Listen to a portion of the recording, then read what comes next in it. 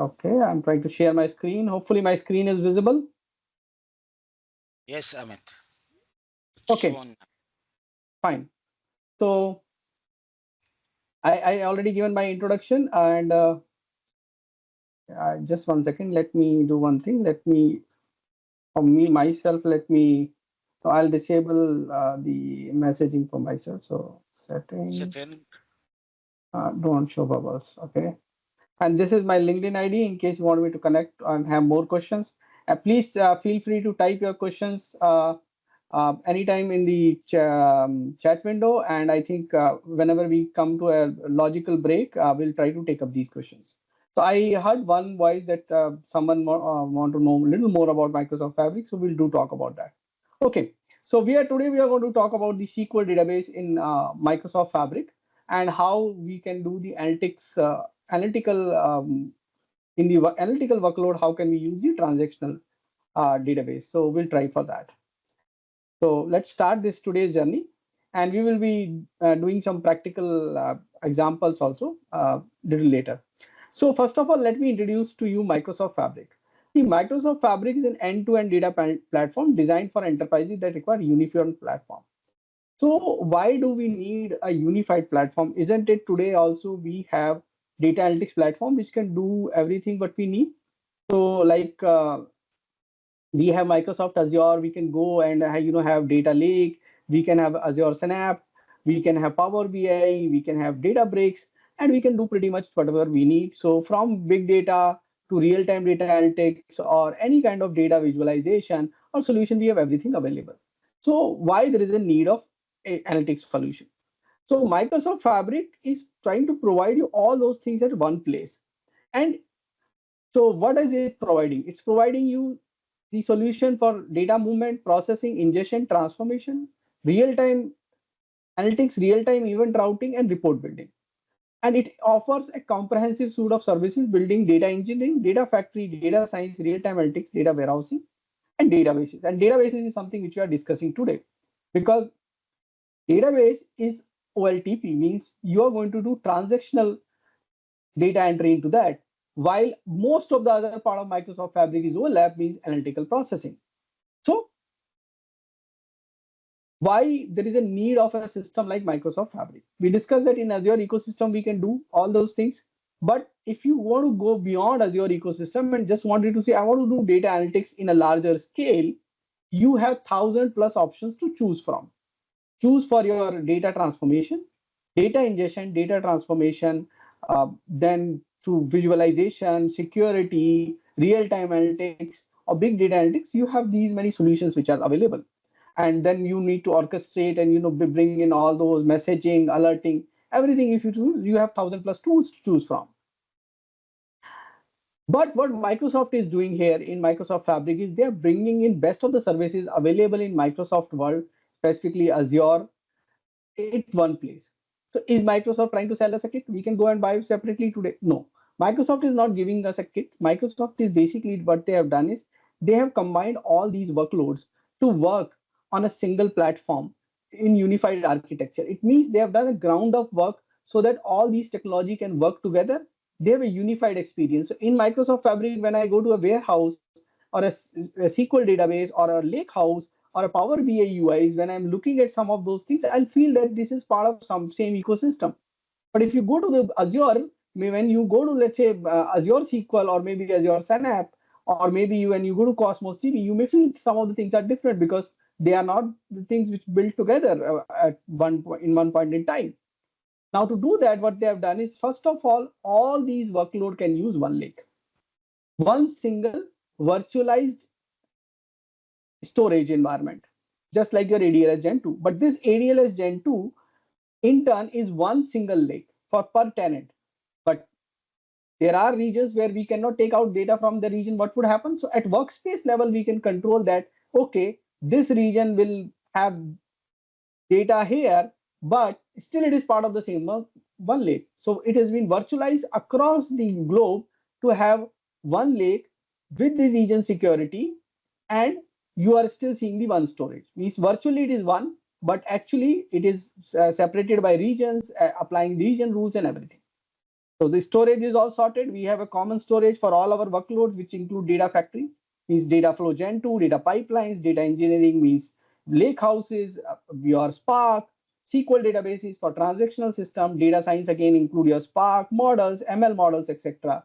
Data warehousing means warehouse, real-time analytics means Custo database or event house, Power BI means your visualization or Power BI as you are aware, and data activator is for real-time alerting.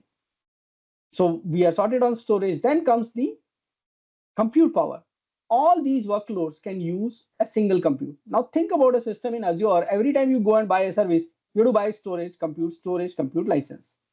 Now here you are only buying one compute, and then one compute can practically run all these workloads. But yes, it is practically possible to have more than one workload also.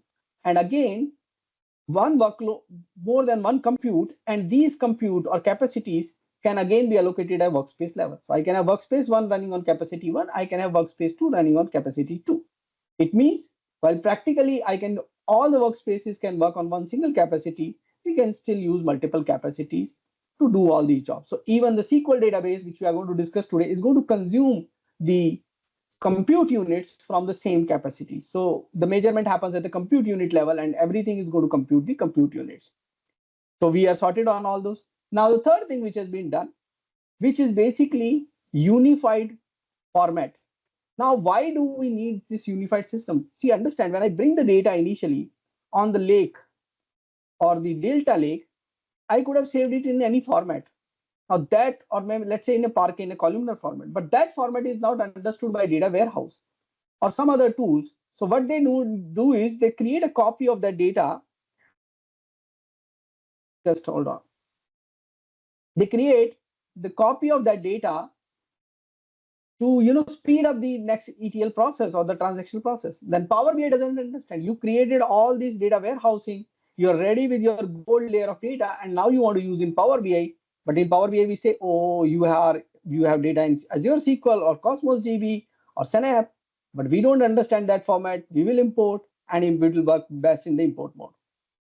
But that's not going to happen in Microsoft Fabric, because all these workloads understand one single format for structured data. Only for structured data I'm talking about. That format is Delta Parquet format is one of the columnar format, which is known for OLAP storage, and all the engines can read and write to that. Exception is SQL database, which actually do not write to Delta format, but this immediately replicate the data into the Delta format. And the reason for that is OLTP cannot store in the columnar format. That is why it's getting replicated. And once it is replicated, you can use that for your OLAP purpose, and OLTP will continue to work faster for insert, update, and delete, while your OLAP database, which is like warehouse or SQL analytics endpoint in case of SQL database, will continue to work faster for the OLAP workload, and SQL database can work faster for the OLTP transaction, the day-to-day transaction, and the SQL endpoints and warehouse will continue to work for the analytics workload. So reporting and analysis would be faster.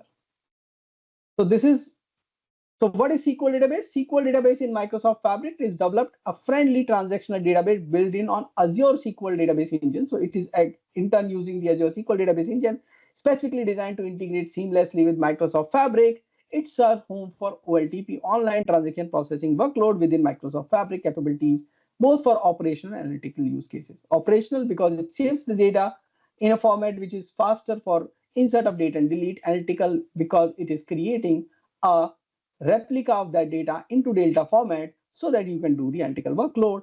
So let's say tomorrow, once you adopt to Microsoft Fabric for your analytics and you want to create an app, and we are having this Power Platform conference only, so you might be trying to use Power App to build your new applications.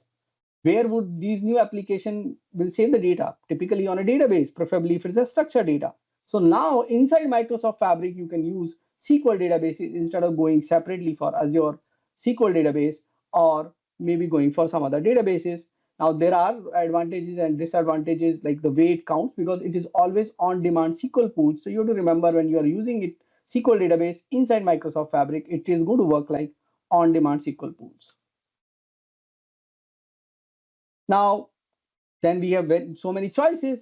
We have Lakehouse, we have Warehouse, and now we have the SQL database. How do we are going to choose something? So you want to develop in Spark or T-SQL? Okay, I love Spark. I want to develop in Spark. So you can use Lakehouses, because now the Spark has been also supported on warehouses very recently. But yes, preferable methodology is Lakehouse. Now you want to work on T-SQL, you can use Warehouse. Need warehousing? Yes.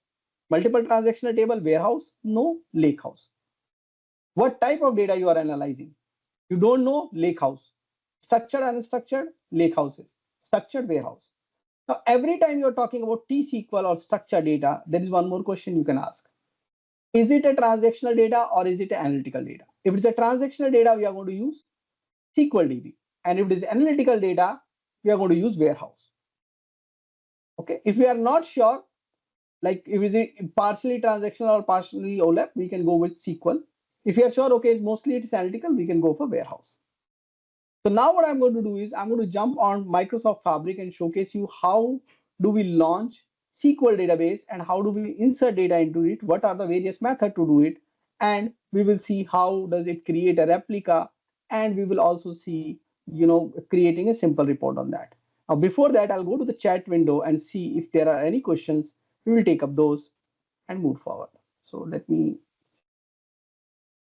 I don't see any questions, but in case some of you have a question, please go ahead and type it into the chat window, or maybe if you can unmute and ask, please go ahead and ask. Okay. Amit. Yes, please go ahead. Yeah, we usually take all questions after each session, just 5 minutes to answer all questions. So you can proceed, and any question I will moderate it and ask it after your session. Thank you so much. Okay, fine. Just 1 second. Now I'm going to share the other Microsoft Fabric. Okay, give me a second.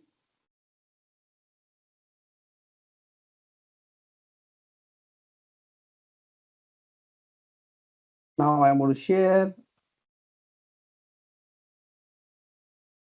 Hope Firefox window is visible. Yes, we can see it. Let me see if I can move this. It can move, but sometime I'm not sure how perfectly move it, but this time I'm able to. Okay, so how do I start it? So one of the way to start Microsoft Fabric is you go to the app.powerbi.com and you just log in here. And if you have enabled Microsoft Fabric or your tenant admin has enabled the Microsoft Fabric, you will be able to do. The other URL is app.fabric.microsoft.com. Now to use SQL database, your admin has to enable it, and admin has to go to settings, admin portal, tenant settings, and inside that SQL database is still under preview, so you have to enable it. If it is not under preview, you might not get a setting, or there are sometimes they goes out of the preview, but still we have a setting because they might have a little cost attached to it, and you might not want to use in your organization, so setting still remains. And one of the settings which is most important, which will enable you to use Microsoft Fabric, is use and create Microsoft Fabric items. And if this is not enabled, even though you might have started a trial, just like I have started one, you might not be able to use because your tenant admin has stopped this permission or not given this permission. So once you have a trial or you have a Microsoft Fabric capacity, Microsoft Fabric capacity is an Azure capacity, unlike your Power BI, which used to be M365. So once you have an Azure capacity or a trial capacity for Fabric, then you can create these items, which I'm going to try today. So first thing what we usually do is we create a workspace in Power BI or Microsoft Fabric world. I have already created, and I'll showcase you what kind of workspace I have. So 01-GA Fabric, and I'll go to show you the properties of this workspace. So I'll go to the workspace setting, and this workspace, if I go to the license info, is using a trial capacity. Either I can use a trial capacity or a Fabric capacity while creating, then it will become a Microsoft Fabric workspace. Fabric capacity or trial capacity. Now I have Microsoft Fabric workspace, and inside that I can create a new item as SQL database. there is a limitation how many SQL databases you can create. And I think that limitation is 2, but just for the testing purpose, because these limitations keep on changing and as we talk, so we will try to create a new item. If we are not able to create, we will delete one of the existing SQL database I've already created. So click on new item. So once you click on the new item, on the right hand side, you will get the options. And depending on the language, if you have this language setting, the option which is right to left, then you might get this option on the left hand side. Now we will go ahead and create SQL database. So under store data, we have SQL databases preview. We'll click on that.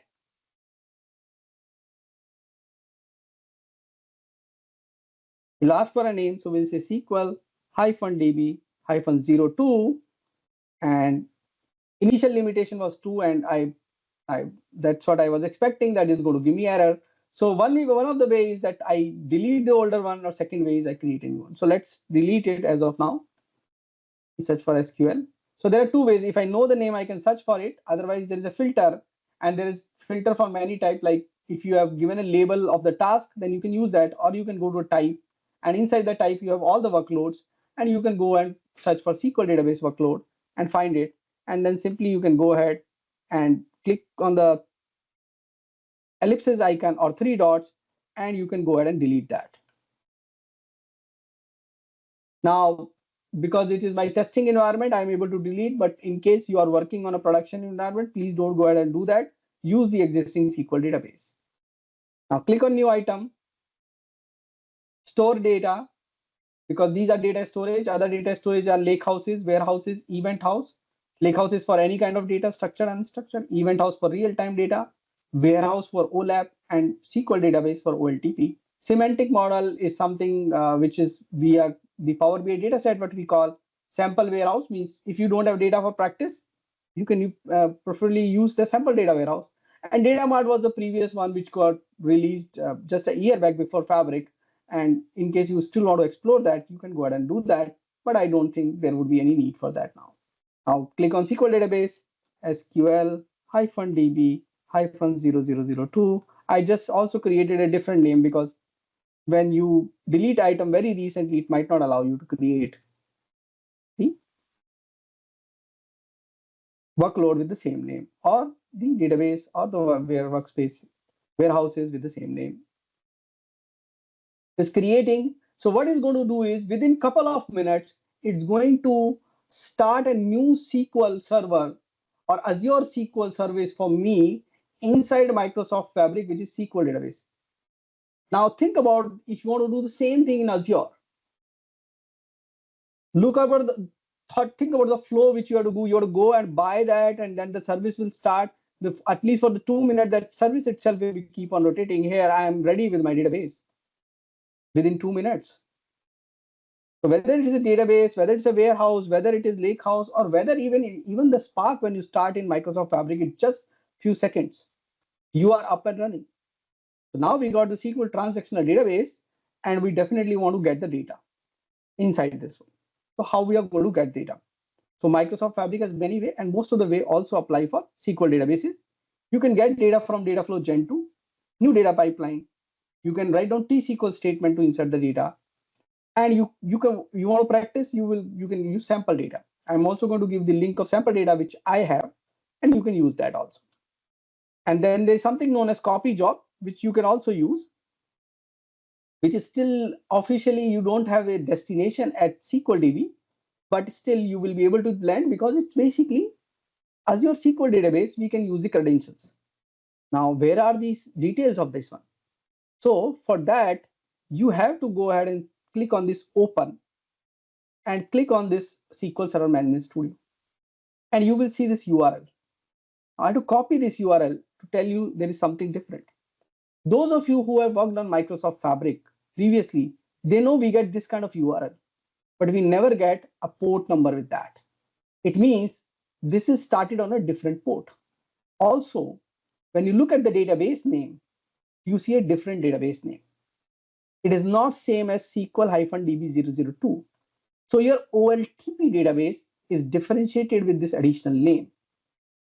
And before we go into the depth of this, I will go back to my workspace and showcase you one interesting thing, that we have something with the same name what we have given. If I go back to the same workspace and show you what all items have been created. So when we create any item like lakehouse, warehouse, or SQL database, they are not created alone. They are created with multiple entities. And if I go and filter SQL databases, or SQL database, you will see that there is not one entity, there are multiple of it. So one is SQL database, which on the UI on which we are. Then we have the semantic model, which is automatically created. And this semantic model is using the SQL analytics endpoint. And look at the name of SQL analytics endpoint. Same, but is it using the same name? So we have to click on this. I'm doing a control click so that it opens in the next window. And when I go to the property of this, you will see that it is getting the same name what we have given. So what they have done is, because warehouse also get the same name what we have given, and we are in analytical domain, we are doing analytics here. So analytical SQL endpoint is the one which is going to get the name of the database which we have given. So here, if you go to the properties of this one, settings, you will see the SQL endpoint is having this connection string. And if you look at the name, it is SQL DB -00002. This is the same name we actually given at the start. So these are minor differences, but when we connect to SQL Server Management Studio or want to connect from outside, we have to use that. Okay, if you want to connect to the SQL Server database or the Azure SQL database or the SQL DB in Microsoft Fabric, you have to use this particular string with the port. So now we know what needs to be done. There are a few things which got created. Now we know 3 things got created. We have a SQL Analytics endpoint. We have a semantic model on which we can create. And on the SQL Analytics endpoint, we can even create custom semantic model to create our reports. I'm back on the UI of SQL and just briefly looking at the settings. You have about, endorsement in case you want to promote this database. Then you have connection string, which is a little different, but you have given, like, if you want to connect with ADO Node, .NET, JDBC, ODBC, PHP. I showed you setting couple of minutes back for SQL Analytics endpoint. There it was not there. Why they are giving these settings here? The reason for that, it is a OLTP database. We are going to develop our applications, and to develop our application, we need these kind of connectors. So the sample code has been given here. Automatically creating restore points as per the strategy. We have started, just one endpoint has been created, and then Copilot is available everywhere for you to help out in these tasks. So we got a SQL database. We want to bring some data inside this one. So one of the way to bring data is that I get it from some application. I create an application on top of it, which is going to give the data. So right now, we don't have sufficient time to create an application and get the data. So I'm going to get it from my GitHub account. And this is the URL from where I'm going to go get it. So github.com, Amit Chandak Power BI, PBI Power BI. I'm going to share this URL also with you.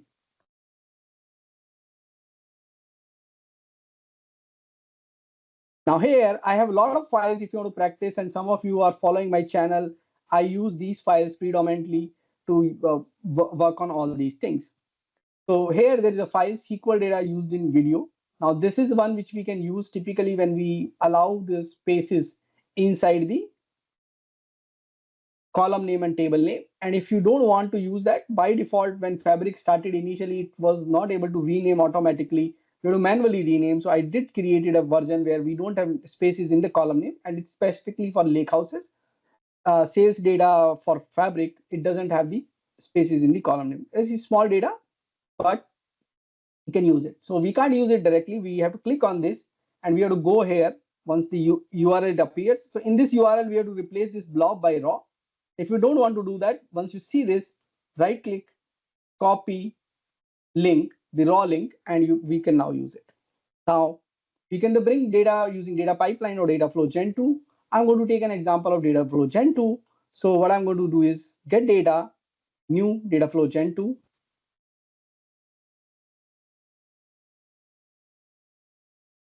And once I start Dataflow Gen 2 from the SQL UI, SQL database UI, I'm expecting that it will set the destination automatically.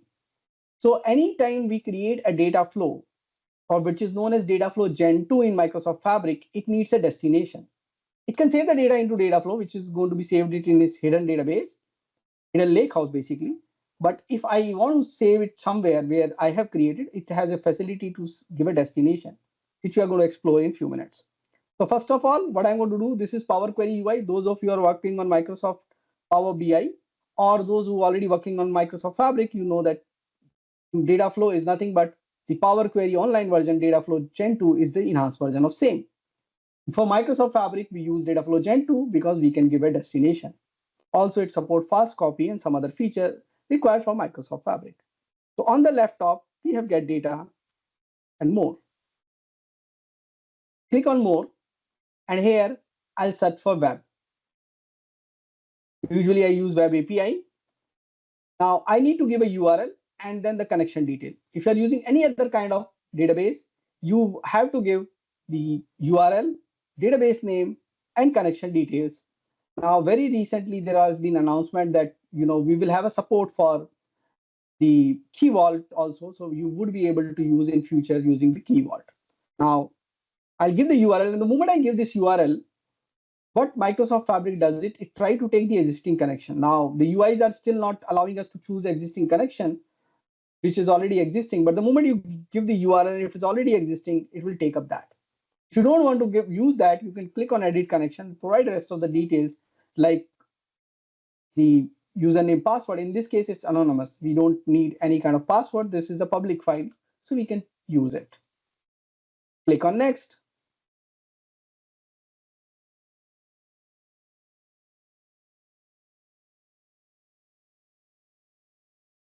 And then I got all my tables which are there in that file. So I can pick up sales and item tables from there.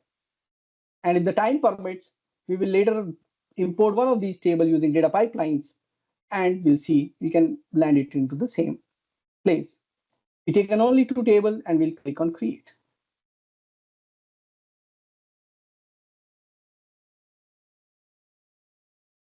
Two tables are loaded in Microsoft Fabric Dataflow Gen 2. And now if you see on the bottom here, you see a data destination. If you would have started a Dataflow Gen 2 from new, so in the workspace, if you go to new item and you started Dataflow Gen 2 to get the data, the destination will not come automatically. This is the benefit only when you start it from the workload. Means if you start from SQL database, lakehouse, or warehouse. We would like to understand that. So for one of these, we are going to delete it and configure it also. So what I'm going to do is I go to the sales table, and as we are using Dataflow Gen 2, which can not only bring in the data, and I also transform it together. So we want to test that power of transformation. So what we are going to do is we're going to do a very simple transformation. We are going to add a new column. So there is an option, add a column, similar to what we have in the Power Query. Here also, same kind of option. The UI may just tweak a little bit itself based on the screen size. And there are certain options which are a little different than the typical Power BI UI, Power Query UI on the Power BI desktop. So add column, custom column. And here I'm going to create a new column, gross. Data type I can give. This is a little different, which we don't have in the Power Query usually. Quantity multiply by price. I usually don't prefer this option because it doesn't change the data type. It actually calls one more function, which actually is a table function, while the create column itself has a flexibility to give data type as a third argument. It doesn't use that. Click on OK. So it uses this table.transform column type as number, but actually the third argument here, add table.add columns, third argument, you can give the data type. So that is why I usually don't prefer, I don't give that and come ahead and manually add here type equal to number. That I usually prefer. But right now we are leaving all this. So I'm done with my configuration. And now I would like to show you how to set up a destination. So I'm going to remove this existing destination, which is automatically created from here by crossing it. And now either from this place in the bottom right or from the home tab central location, home tab, middle of the screen on the top, you do have add data destination. Both of them is going to do the job, same job. Now click on a data destination lake houses, and you do have option to take out the data from outside Microsoft Fabric, Azure SQL and Azure Data Explorer Custo. Interesting thing is, in data flow Gen 2, we can bring in data from 180 plus sources, but we can also move out data, and it's part of the Azure ecosystem, but we can move out data to outside Microsoft Fabric ecosystem, you can say. But data pipelines allows you more option. You can take out data to the more destination. It means you bring in the data into Microsoft Fabric, process it, and send it outside the Microsoft Fabric in your choice of database. That's also possible. But here we want to remain inside this ecosystem. So SQL database is one place we want to give it. If you are using it for very first time, it will give you here connection details. And the reason for that is there are chances later on these connection details you might want to modify and use service principals. See, it is using my organizational authentication. But what happens if I leave our organization? Does these credentials need to be given? We need a common credential. So at some point in stage, these credentials would be supported with service principal. Right now, it is only organizational authentication. That is why you have a connection. It means all my data flow Gen 2, all my data pipelines should be able to connect within the Fabric to the Fabric workloads or Fabric databases or warehouses using service principals or a similar thing, which is known as workspace identity. So that is right now in progress. It's not there, but should be there in some time. Press on next. This is you have to do for very first time in case you never had created this connection. You have to choose. Now GA01 is the one which was there. And inside that, I need to choose my SQL database, which was already there, but I changed it. Table name I can choose here. Okay. Now you have choices, enter the value and set a parameter. So you can make it dynamic now. Next. And this is something you were asking for long, how to make it dynamic. The option is there. And make sure that all the data types are detected. Typically, when you use this automatic setting, it do take care that it removes the spaces in case of lakehouse. It does give the correct name. Now, because I'm using a SQL database or warehouse, the space is allowed in the name. That's why it's not renaming. And it's automatically going to correct some of the data type. If it is not corrected, if there's a cross sign here, then you have to take action. Make sure no data type is incorrect or data type is there and there is no cross sign here. So this should be taken care. Then click on save settings. Once you save setting, you are ready to go. For all those, so this one I'm keeping the default one. This one I've set it manually, and now I am ready to go. Now there's an option here, publish and publish now. If you want to rename, you have an option here.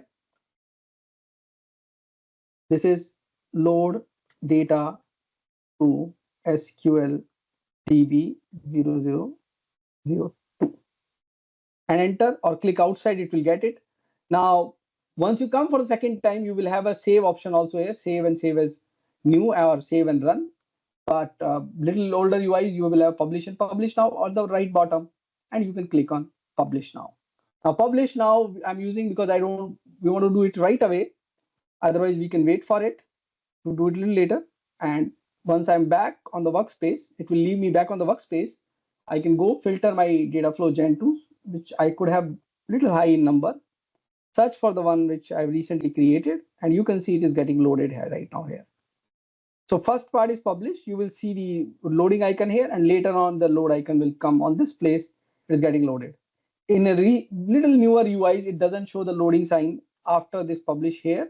It's basically you have to go and monitor it using these ellipses icon, 3 dot, and you have to go to the refresh history, and you will be able to monitor that current refreshes if something is in progress. And if you click on this, you will get the more details. In case it throw error, you will be able to see here and take some action. Now already publish is completed. It means it's validated that metadata of the data flow Gen 2 is correct and everything is fine with that, and we can use it. While this is happening, what I'm going to do is I'm going to go to one of my Medium blogs. I don't think it's going to work on this. Okay, hold on, I'll go to one other UI and trying to bring one date table. We have some time, so we might not be able to use pipeline, but I'll try to bring the date table in between.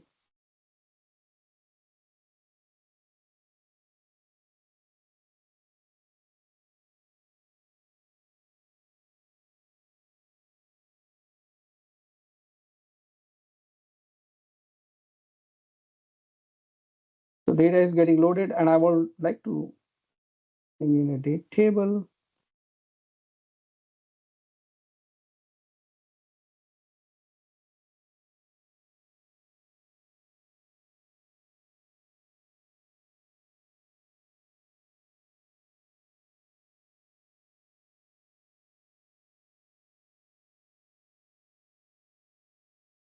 Okay, so if we get the time, I did have a date table script ready, we'll use that.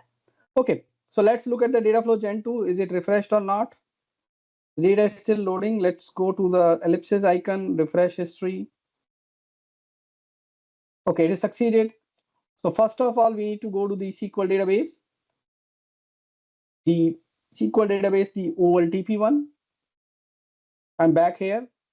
And if you see, you will now see a couple of tables. In case you don't see, you can refresh it. Click on that, you will see the data. Now, but we have been promised that this data will get also replicated. Yes, it should be replicated it here in the SQL Analytics endpoint. This is a little different UI. Look at here on the right top, SQL Analytics. And UI is also a little different so that you can differentiate. I'm refreshing that. And after that, I'm going to open schemas, DBO, tables. I do get the same table.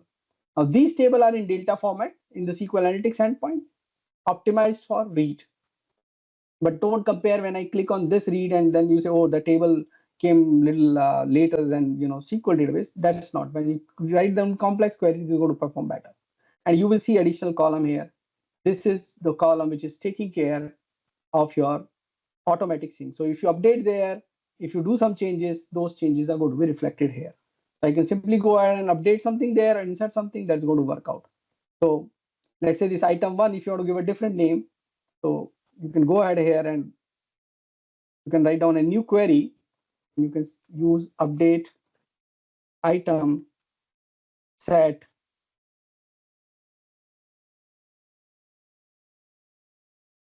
name equals to ABC name 1, where item, and when we have space, we have to use square brackets, item ID equals to 1.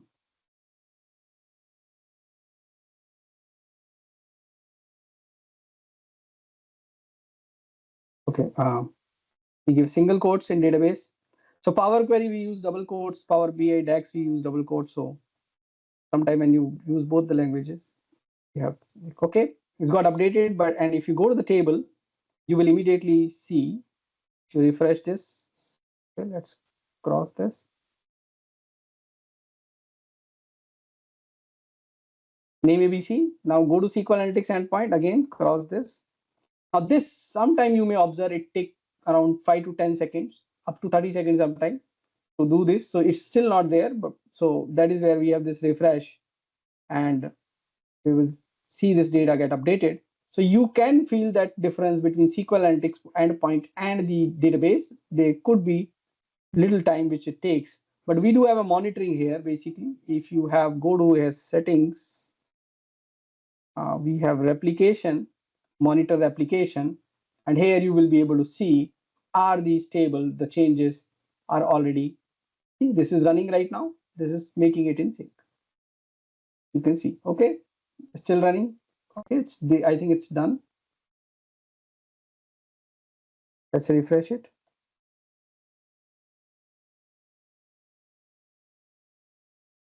Or maybe click outside. We got the name here. So it's getting replicated. So we know that whatever we are going to do here on the SQL database, that's going to go replicate very soon. Now, in case you have want to create some tables or something, you can also do using SQL statement. And that's the quickly I'm going to do. I'm going to bring one script and I'm going to create one table. And hopefully I don't have to change. I already tested out that there is a sequence which I would like to create, doesn't work here. And so I'm back on the SQL database. So the SQL database, right top, new SQL query. I'm going to use this. I'm going to create one table. So table is created within few seconds, and I'm going to insert 2 years of data now. And right now I have not checked, and I have anonymous block procedure for that. This is going to insert, and right now I have not checked the date, so maybe I can make it 2018. Usually I have data either from 2018 or 2020, depending on the file I'm using, and I'm going to run it. And this is the same script. If you are creating a warehouse also, you will be able to run. Now here, if I would have run it in for, see, look, it completed in 10 seconds. For 2 years, it will even complete in 2 to 3 seconds. But if you run the same script on a warehouse, if you create a warehouse and you try to do it, you will feel the data insertion is happening. This is not going to be 10 seconds. This is going to be more than 50, 60 seconds. And that is where this insert, update, and delete is much faster. So I'm going to give you the link, and you have to create a warehouse and try the same script in the warehouse and compare it with the lakehouse. Same sequence as T-SQL, yes. T-SQL works on the databases, T-SQL works in warehouse, same thing. But yes, there are limitations. Some of the things which are there in Azure SQL might not be here. Same thing, warehouse would have little less because warehouse cannot support all the features of transactional database, so it will have little lesser features. But yes, SQL DB should have been very near to Azure SQL database. Now, we want to create a Power BI report. That's the entire stuff which we are doing. Now, before doing that, we may want to like to transform, because this could be a transactional data. So that we could have done in our warehouses. We can use shortcut from this to a lakehouse and do all those things. But right now we are ready with this data only. So we'll just refresh this and want to quickly create a report. Now, to quickly create a report, I can use the default semantic model, or I can create a new semantic model. Reporting, new semantic model is going to create custom semantic model, and I always prefer that because it has more feature. You can do calculation groups and at n number of other things.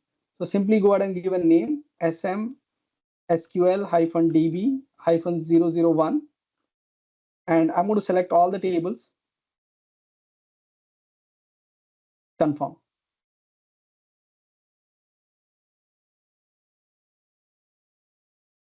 And it's going to open a new pop-up if the pop-up blocker is not there, where we can create the relationship between the tables, and it is going, then we will be able to create a Power BI report. Now, data is automatically replicated. Power BI is going to use the SQL Analytics endpoint copy of which is in Delta format and not going to create its own copy. Means simple, the semantic model is only place where we are giving some simple definitions. We are not going to, so basically we are going to create measures, we are going to do everything, but we are not going to store the data like import mode. Direct lake mode is something which you use, and direct lake mode means is going to use the Delta files which is available in the model or available in the warehouse, SQL Analytics endpoint, or the lakehouse. Now, simply I'm going to create the relationship between these tables. I'm not going to explain you in details. You simply drag and drop the common column names or the matching column names. So sales to item, cardinality should be many to one, single directional. And it is really better at detecting many to one. So that is why I always prefer that. Sales date to date. I have not checked the data types and everything. I'm assuming everything is correct. So 2-minute setup, small, this is small data. You might have hundreds of table. It may take little time, and you can have, use these tabs to, work on little lesser amount of tables. So my model is ready. I could create some measures, calculation group, whatever I want, but I just want to create a new report. I have this option, move into the files, create new report. And that's the last item we are going to do. After that, we are going to take your questions. So I'm going to quickly create a report on the SQL Analytics endpoint. And I'm again calling this is SQL Analytics endpoint where I'm creating this report. And I can drag this gross column. So we are done. We reached to the Power BI. We inserted data in our SQL database, and using SQL Analytics endpoint, which is the replication, we are able to create all this data. Okay, so that was, I wanted to showcase you transactional workloads on Microsoft Fabric SQL databases And now we will take up a few questions. So I'm going to come back to the chat window and I'll see some questions, and please feel free to type more questions. Where is SQL database located? So if you are to find, so first of all, the setting should be enabled as I shown you in the starting. You need to have this setting, admin portal. I don't want to save, I'm not saving the report. In the admin portal, this setting should be enabled. So you need to be a Power BI tenant admin to have this. And if this is enabled inside your workspace, any workspace which is Microsoft Fabric workspace, you go to the new items, left top, and based on language, it could be right top also. New items under the store data. You have the SQL database. Okay, this is one question. Let's take up more. Is the syntax same as T-SQL? Yes. For both warehouse and SQL DB, the syntax is same. The only thing is warehouse support little less features which keep on catching up. What's the difference between Lakehouse and the data warehouse experience in Microsoft Fabric? So Lakehouse is for both structured and unstructured data. So you can have files and you can have tables. Now Lakehouse support T-SQL as read only. And it supports your complete Spark. So Spark SQL, Spark, PySpark, Scala, everything you can code pretty easily. Now, very recently, Microsoft Fabric Warehouse also, we have supported notebooks, which is PySpark notebooks. See, when you say notebooks in Microsoft Fabric, the notebook could be only Python or only T-SQL, which is a little different from our understanding of notebooks. So when we typically say notebook or Spark, we are talking about PySpark, Scala, Spark R, or a Spark SQL. So by native, we call Lakehouse as Spark enabled because it is controlled by the Spark. It is very similar to, you are governing the entire ecosystem with Spark. So Spark managed tables. So that tables are Delta tables and your Spark is managing. So whatever you do in Spark is very easy to replicate there. But warehouses are T-SQL read and write. Lakehouses, you can't write down with T-SQL. They are only for structured data. You can only create tables, no unstructured data. Unstructured data has to be structured before you save it. T-SQL can write, which cannot be done in lakehouses as of now. Now, till some time back, notebooks were not supporting. Very recently, the announcement has happened that notebooks would be able to write it down on the warehouse, which is practically possible by giving a connection string also, if we explore little. So that experience is going to come. So these are some differences, but internally, both of them save data into one format, which is Delta. One is T-SQL managed, another one is, you can say, Spark managed. Data Mart, what is data warehouse? See, Data Mart was a previous attempt from Microsoft, to allow you to, create all these things again using Power Query. And in Data Mart, most of the time your Power BI connection is actually direct query. It is not direct lake. Here, what does that mean is if I want a performance on Data Mart, I might have to again fall back to the import mode. It means I might have to import. So usually it used to be direct query. It's never used to be direct lake. It was, I think, previously they were trying something. That's where Data Mart came in. Still the feature is supported, but yes, that's really quick if you want to bring something, but it's going to be direct query. It's not going to be direct lake, where it means the Power BI is going to generate SQL query and send it to Data Mart, and then it's going to execute, which is not the preferred way because the thing here is the DAX works best with the columnar data to bring in data out. So the DAX engine or analytics services engine works much better in such cases. Okay, I think awesome. I'm on the time. Yeah, you are on the track. And I believe you already answered all questions mentioned on chat. Just there is a question in Arabic from Abdullah Latabi. He asked about we can use Microsoft Fabric with on-prem environment. So Microsoft Fabric, we don't have the on-prem, like Power BI, we do used to have on-prem, but right now for Microsoft Fabric, it is still completely cloud environment.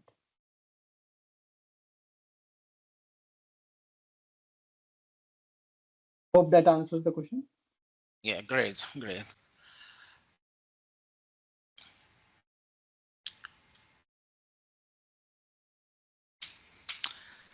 Another question related to Microsoft Fabric integrate with Power BI for real-time data reporting. Rimas asked these questions. How does Microsoft Fabric integrate with Power BI for real-time data reporting? So for real-time data analytics, you have something known as Event House, known as Custo in the Azure world, which is also available here in the, if you go to the new, here you see Event House, and the Event House can take data from event streams. You have complete real-time here itself, which is basically, they keep on changing the UI. So you have event streams, and you can even take the Kafka streams and various places from where you can take the data and put it into the Event House. Now, this also gives you a default endpoint for Power BI reports, and there is a real-time dashboard also available, which can refresh frequency of 1 second, 2 seconds, or 10 seconds. So we can do using Event House or Custo database, and we can create Power BI report on top of that, or we can create real-time analytics dashboard. Great. So last questions related to these sessions. Dina Mahmoud asked, can we show data in real time in import mode? I believe she asked about connectivity mode, direct mode, and import mode. So go ahead, bro. So now I think for import mode, once we import, it is not going to become real time. So for real time, use event streams and use the Event House, and then this data is real time. Preferably you can use real-time analytics dashboard, which refreshes a little faster than Power BI report if you have to use. So that's the solution. Event House means Custo database, and event streamings to bring in the data, or there are various other ways. Event stream is just one of the way to bring in the data, and then you can have Power BI report or the real-time analytics report, and they works best for that purpose. Great. If you don't use Microsoft Fabric, you can use direct query, but you will face many limitations related to data sources, types, and related to DEX formula. So if you asked about import mode and direct mode, you can bring data in real time from that source, but there is some limitation. You can check it on Microsoft Learn or Microsoft official documentation, and we will share it later on chat. Okay, last question related to license, but we don't have any time, Khaled, to talk about license.